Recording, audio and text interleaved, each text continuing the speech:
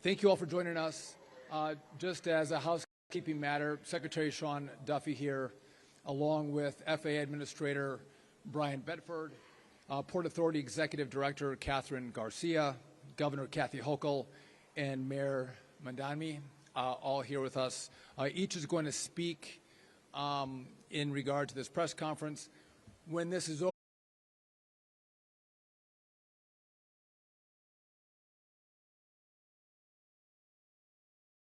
ask them, that's a different press conference for a different time.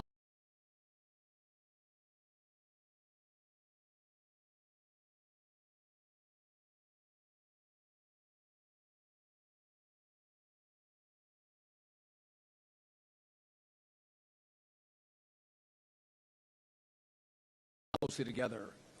I want to take a moment and just walk through the facts. R900 from Montreal here to LaGuardia. Jazz. It collided with the Port Authority. There were 72 passengers on the plane, and were sent to the hospital after the crash. Reported the two pilots of the aircraft passed away.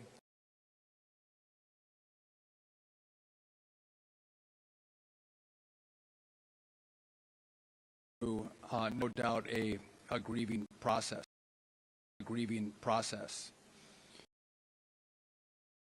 Were sent to the hospital after the crash.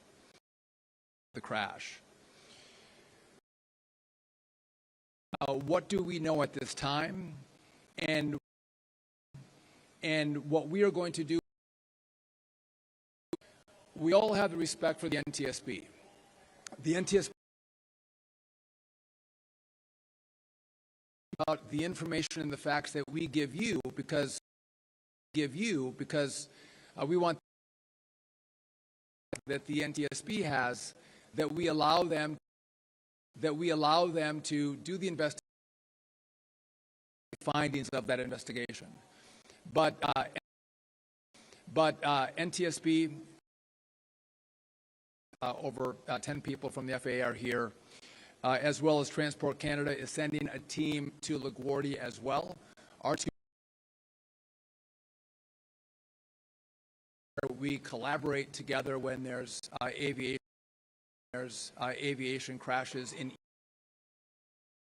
at the crash site earlier today, which is easily it's incredibly sad. It's troubling. We are working our hearts off to or by air that they travel safely. You are safe when you travel. When I was at the crash site,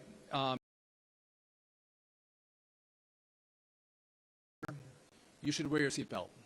If you see the videos of the aircraft, wear a seatbelt. As you see from last night, they do save lives. LaGuardia is open. There is a reduced capacity still in their positions from last night. Operational.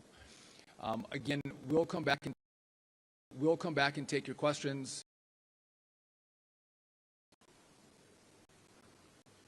Thank you, Secretary Duffy.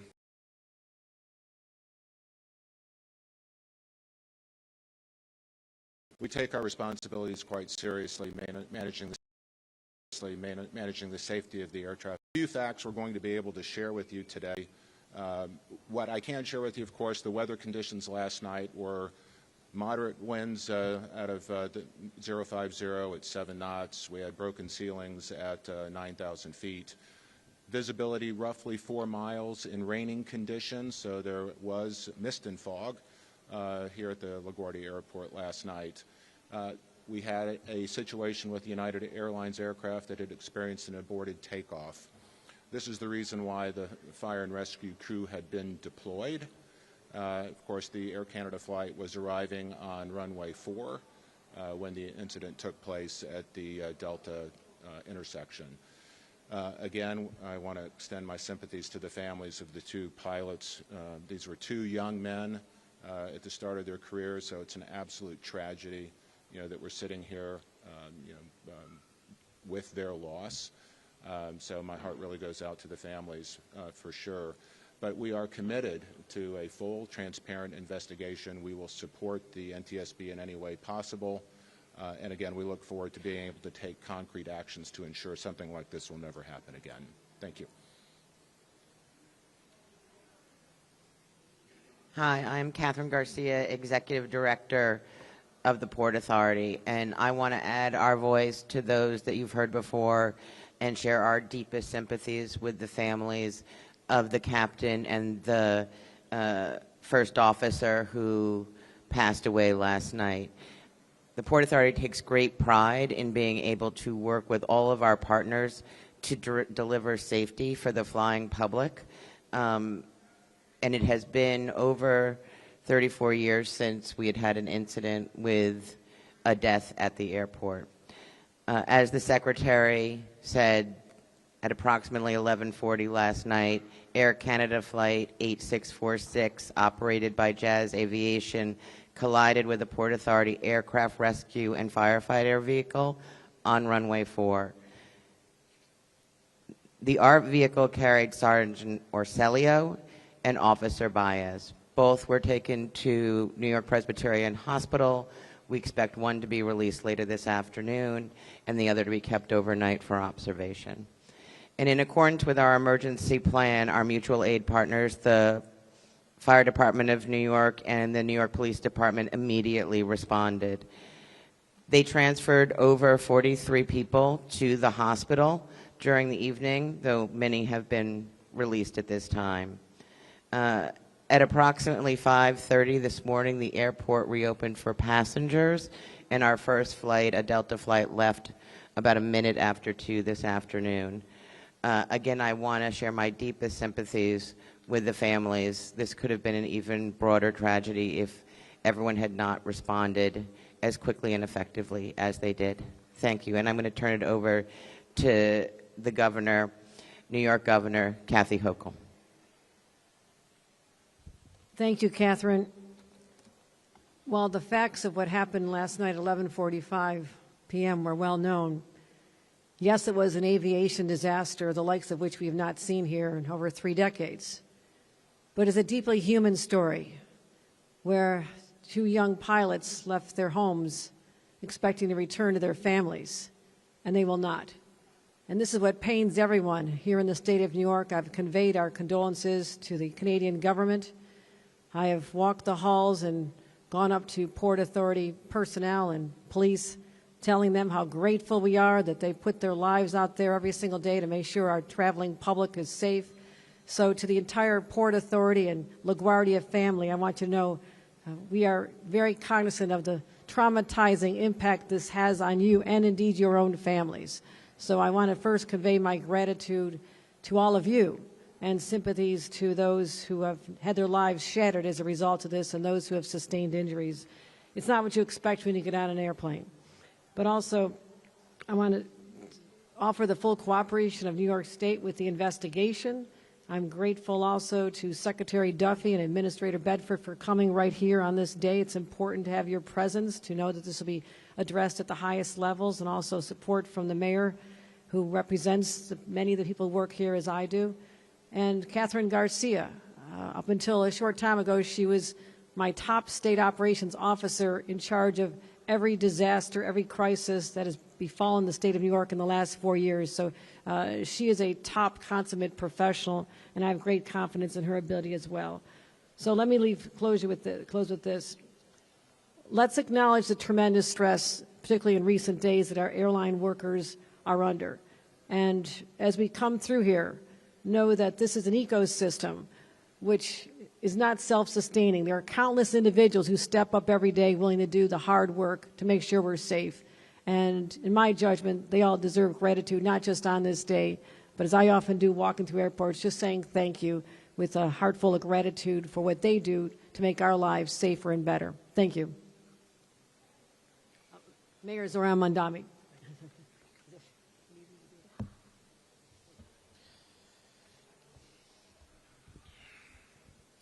Good afternoon. I want to begin by echoing the words that have been shared before me and also by thanking our partners in city, state, and federal government who are here today. As has been shared, late last night, a Jazz Aviation flight operating on behalf of Air Canada struck a Port Authority aircraft rescue and firefighting vehicle on runway 4 at LaGuardia Airport. Both pilots of the aircraft were killed in the crash. And I echo the words of the governor and those who spoke before in sending our deepest condolences to the families and to the many who are mourning their loss. I am grateful for the work of dedicated first responders, including the men and women from the NYPD, the FDNY, and NISM, who arrived on the scene within minutes, treated injuries, and handled a chaotic scene with incredible professionalism and poise. I also want to commend those who were thrust into a frightening accident and reacted not only with composure, but by extending a hand to the person next to them. Passengers who opened the emergency door and helped one another off the plane. People who kept one another calm. And I know that this crash has shaken New Yorkers across the 5 boroughs, whether they are traveling today or simply watching from home, especially since it's the first fatal crash at LaGuardia in more than 30 years. I want New Yorkers to know that the National Transportation Safety Board is investigating the cause of this accident and that we will not rest until the conclusion of that investigation. We have been coordinating closely with our partners across government since late last night, and we will continue to do so. Air Canada has set up a hotline for families and friends of the flight's passengers, and I encourage those who are worried about their loved ones to call. That number is 1-800-961-7099. While LaGuardia was closed since the accident until 2 p.m. today, it has since reopened. I want to thank the many New Yorkers and visitors who had their travel plans impacted for their patience and their understanding, as well as those who work here at LaGuardia and the Port Authority for how they have not only responded to this accident, but the work that they do each and every day. As we continue to learn information, we will share it with you. And in the meantime, let us keep those who died in our thoughts and continue to hope for a quick recovery for those who were injured. Thank you.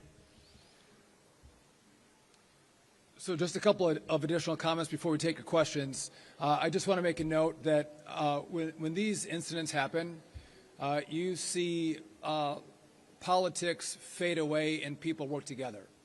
And that's why you have people with very different political views coming together, standing together to respond together to an incident like this. Number one. Number two, I know that Jennifer Hamady and the NTSB is going to do a press conference later today with some initial findings that that they'll have with this crash. I want to make another point. You know, I've been asking the Congress for additional money. Many of you have reported that we need more money for air traffic control. We are modernizing our system, but we can't fully modernize it until the Congress gives us additional money. It's not a partisan issue. Both Democrats and Republicans agree, but they have to have the will to finish the funding. I'm not saying that this crash would have been prevented if we had all the equipment deployed. But it's important, if we care about air travel safety, we care about having a brand new air traffic control system, the best in the world with the best equipment, virtually all of it developed here in America. Before you ask me a question about our staffing for air traffic controllers, I'll just give you an update on how LaGuardia operates. I'm not going to talk about specifics, but this airport has a target of 37 controllers at LaGuardia. We have 33 controllers employed, certified at LaGuardia, and we have seven actually that are in training. So as our airports go, LaGuardia is a very well-staffed airport. We're a couple controllers short in total, but it is a well-staffed airport. Again, 33 certified controllers that operate out of the tower here at LaGuardia. With that, we are happy to take any of your questions that are specific to what happened last night. Go ahead.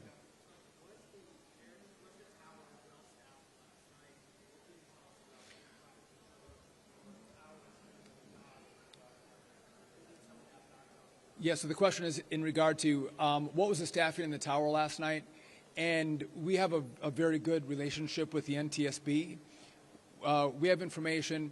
We don't put that information out. We allow the NTSB to gather the information, double, triple check it, and it goes into their report. So I'm not going to give the data on that. Again, that's an arrangement we have with the NTSB, letting them actually do their investigation. And so that's not for us to tell you. That'll be for the NTSB at the appropriate time.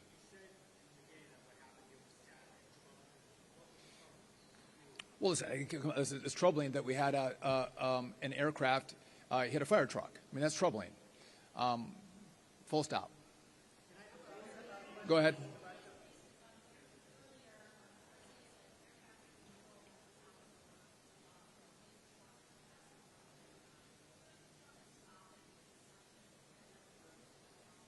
So the question is, should the truck have stopped? And again, this goes to information that we have, but we give it to the NTSB. They analyze it, and they make the judgment call on what should have happened in regard to air traffic control, trucks, and airplanes.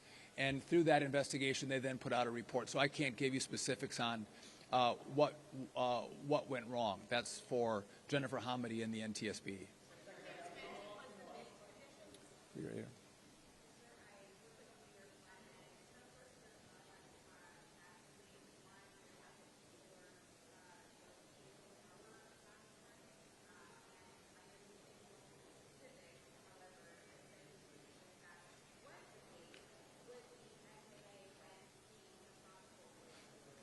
So I told you I'm not going to talk about specifics, but for that question, I'll just tell you that is inaccurate.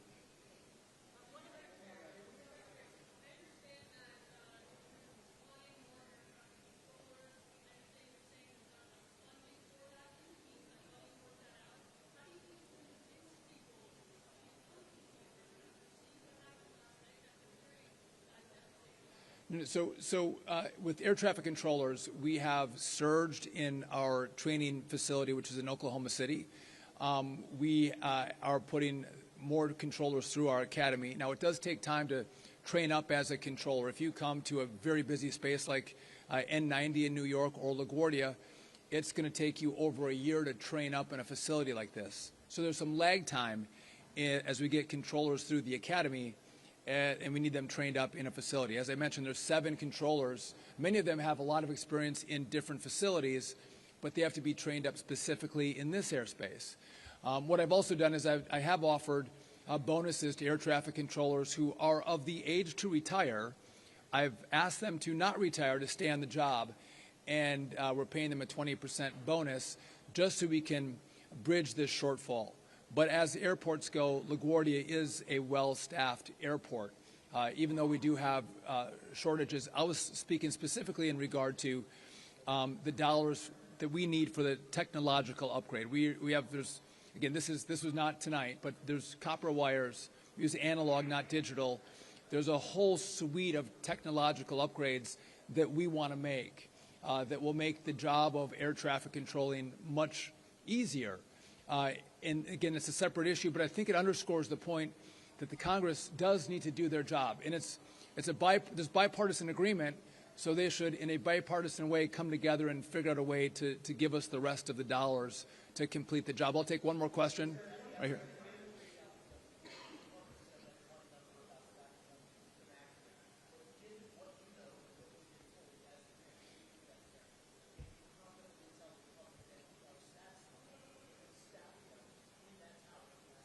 So it's a great question, and again, you want me to front run the NTSB, and I'm not going to front run the NTSB. We have a great working relationship with them, and we've set this up, and it's the right way.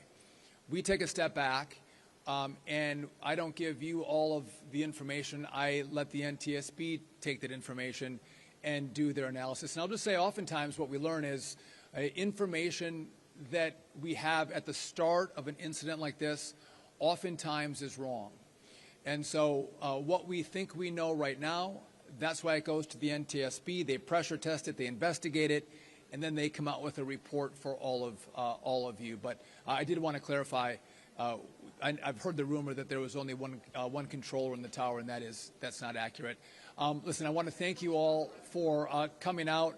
Again, we are committed to safety. We are committed to working together to make sure when you fly, you get to your destination. Thank you.